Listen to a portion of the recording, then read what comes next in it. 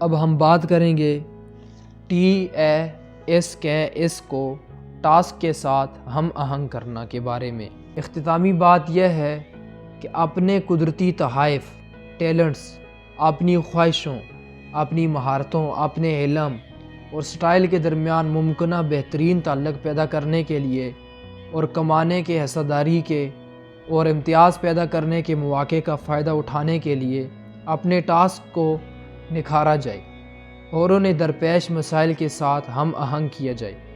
Gallup organisation کی جانب سے کی گئی تحقیق کے مطابق بڑے اداروں میں کام کرنے والے ملازمین میں سے تحقیق شدہ 20% ملازمین اپنے روزمرہ کام میں خوشی محسوس کرتے ہیں۔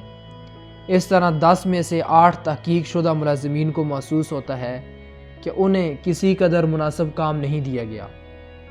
بہتر سے بہترین یعنی گڈ ٹو گریٹ میں جم کولنز کامیاب کمپنیوں کے بس میں بہترین لوگ ہوں اور بس میں صحیح لوگ صحیح نشستوں پر براجمان ہوں کی اہمیت کے بارے میں کہتے ہیں، ایک لیڈر کی حیثیت سے آپ اپنے ادارے میں باصلاحیت لوگ رکھنا چاہتے ہیں، لیکن ساتھ ہی آپ ایک شخص کی مخصوص صلاحیتوں اور اس کے درمیان جو آپ اس شخص کو تفویض کرنے والے ہیں درست ہم آہنگی بھی پیدا کرنا چاہتے ہیں۔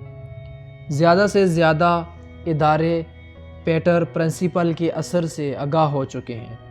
اچھی کمپنیاں مشق کرتی رہتی ہیں، جیسے کہ اہلیت کی، ماڈلنگ کی، تربیت کی، سکھانے کی اور مدد کرنے کے لیے کوچنگ کی، تاکہ اس بات کو یقینی بنایا جائے کہ جنہیں ترقی دی گئی ہے ان کے اندر ٹاسکس، ٹیلنٹس، رویے، مہارتیں، علم اور سٹائل ہیں جو انہیں معتبری کی تشکیل میں مدد دیں گے جس کی انہیں کامیابی کے لیے ضرورت ہے۔ انفرادی سطح پر مسئلہ یہ ہے کہ لوگ مسلسل بہتری کے خواہشمند ہوتے، لہٰذا وہ ایک کمپنی میں کام کر رہے ہوتے ہیں۔ ہو سکتا ہے کہ وہ وہاں 10 یا 15 سال سے کام کر رہے ہوں، لیکن 15 سالہ تجربے کے بجائے ان کا تجربہ صرف 1 سال کا ہوتا ہے جسے 15 مرتبہ دہرایا جاتا ہے۔ وہ نئی عالمی معیشت کو درکار تبدیلیوں کے مطابق خود کو ڈھال نہیں رہے ہوتے، نتیجتاً وہ اس معتبری کو تخلیق نہیں کر پاتے جو عظیم تر اعتماد اور موقع کو متاثر کرتی ہے۔ اکثر وہ متروک ہو جاتے ہیں، ان کی کمپنی اور یا بیرونی مارکیٹس انہیں پیچھے چھوڑ جاتی ہیں۔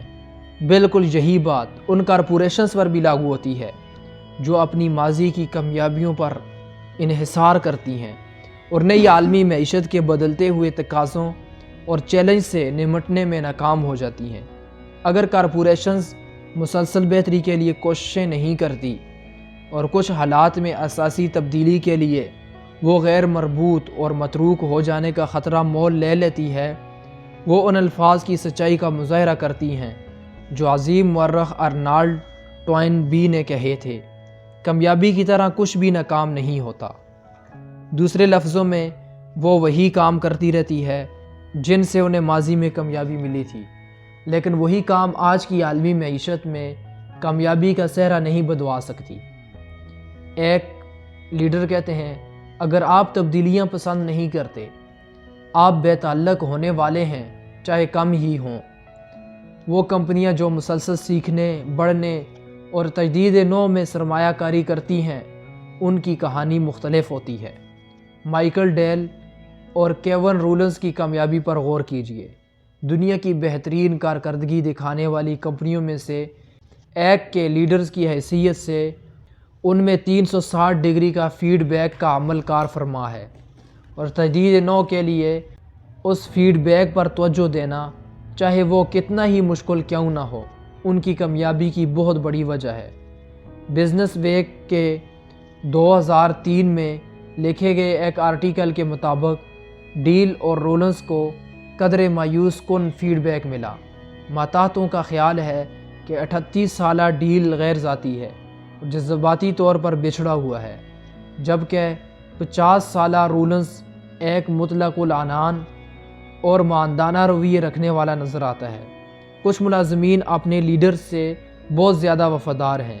سب سے بری بات یہ ہے کہ بے اطمینانی پھیل رہی ہے۔ اس فیڈ بیک کو نظر انداز کرنے کے بجائے، یعنی جو کہ ان جیسے کامیاب لیڈروں کے لیے بہت آسان اور روایتی ہے، انہوں نے فوراً بہتری کے لیے اقدامات کیے۔ ڈیل نے اپنے ٹاپ مینیجر سے ملاقات کی، بحیثیت لیڈر اپنی خامیوں کا تجزیہ کیا اور خود کو اس بات کا پابند بنایا کہ آئندہ وہ اپنی ٹیم کے ساتھ قریبی تعلقات بنا کر رکھے گا۔ ڈیل کی خود حسابی کی ویڈیو بنائی گئی اور اسے کمپنی کے ہر مینیجر کو دکھایا گیا، اور ڈیل اور رولنز نے بہتری کے لیے سنجیدگی سے کوشش شروع کر دی۔